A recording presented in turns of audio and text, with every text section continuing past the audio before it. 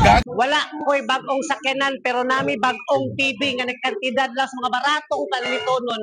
Pumupalit ka ani na kay 10 pesos nga mga product o wala mo ani ha.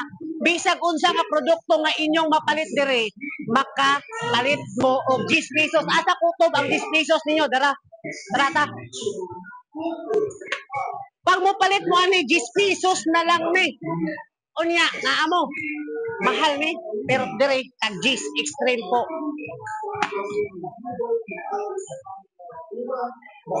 Data.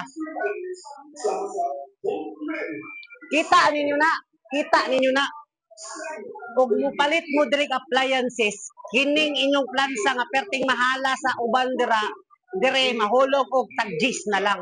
Ingana ka barato dire sa extreme. Makita lang ni dire sa First Gram Digo City mo na usa pa man inyong gihulat adto na mo dire.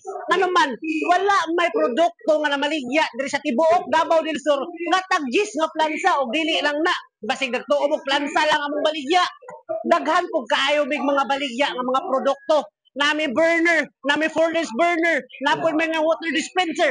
Ang problema, kung mamalit ka ana, makakuha na po kag another 10 pesos nga mga electric fan na apay uban mo na kung gusto mo mamalit og 10 pesos nga product, apsa ninyo ilang promo karon dire lang sa Extreme.